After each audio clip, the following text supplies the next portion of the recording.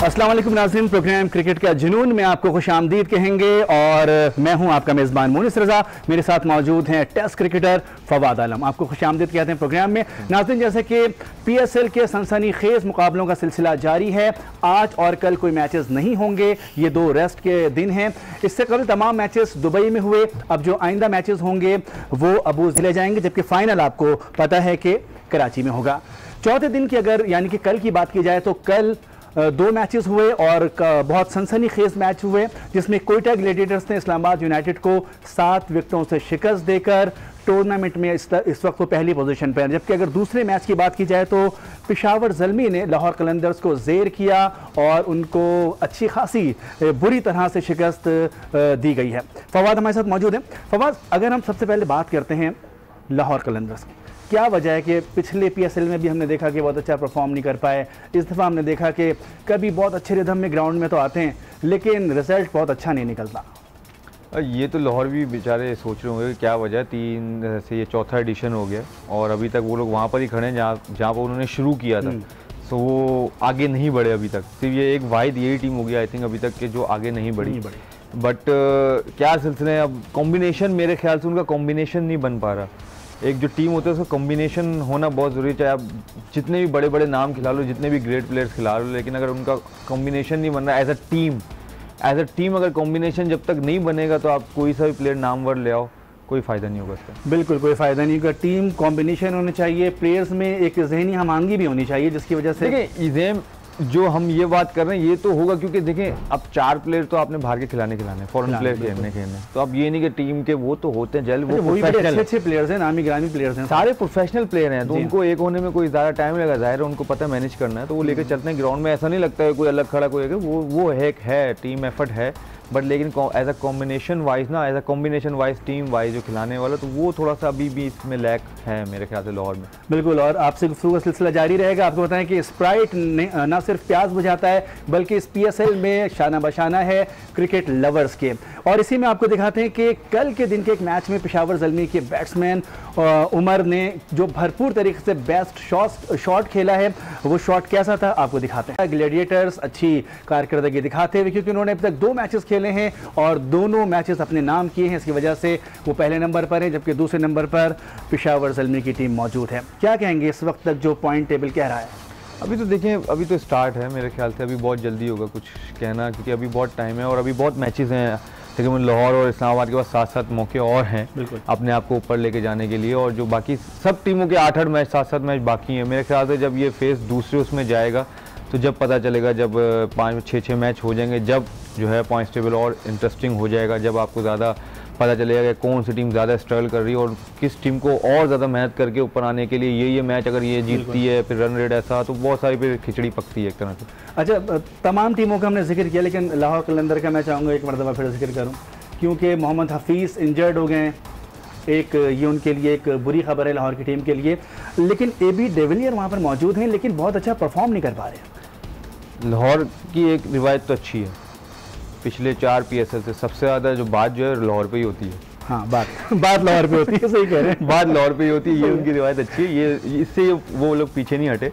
जहाँ तक हफीज़ भाई का सवाल है, अभी उनकी इंजरी जो है मेरे ख्याल से 2 से 3 वीक की है, तो अगर 2 से 3 वीक की अगर उनकी इंजरी है तो आई थिंक वो पूरा PSL से बाहर ही हो गए। 3 वीक अगर लग जाएँ आपको तो 3 वीक तक तो मैचेस सारे ख़त्म हो जाएंगे और फाइनल मतलब टॉप 4 फेस आ जाएगा। बिल्कुल, तो अगले 15 दिन बाद टॉप 4 फेस आ जाएगा, तो मीन्स के फिर हफीज़ भाई आई डोंट थिंक सो कि वो आगे हमें एक्शन में नजर आए। अगर खेले भी तो फिर किस तरह अपने आप को रिकवर करके खेलते हैं, और उससे बड़ा फ़र्क पड़ेगा लाहौर को। और जहाँ तक आपने AB की बात की कि फर्स्ट टाइम है उनका PSL का, और अभी वो इतनी ज़्यादा इंटरनेशनल क्रिकेट भी नहीं खेल रहे हैं।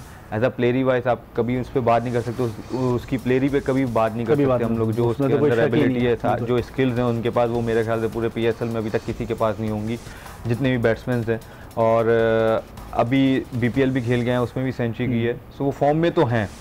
एक उनको किक चाहिए, वो मेरे ख्याल से किसी मैच में जब लगेगी तो फिर AB एक्शन में नजर आएंगे, फिर AB होगा। और मेरे ख्याल से बॉलिंग का बहुत फ़र्क है, PSL में बॉलिंग अच्छी होती है PSL जो हमारी PSL है उसकी बॉलिंग क्वालिटी बहुत अच्छी है। हमारे पास बॉलर्स बहुत अच्छे हैं, चाहे वो फास्ट बॉलर्स देख लें चाहे वो स्पिनर्स देख लें। सो वो इतना आसान नहीं होता कि मतलब ऐसा लगता है कि आसानी से रन हो जाएंगे, इतना आसान नहीं होता।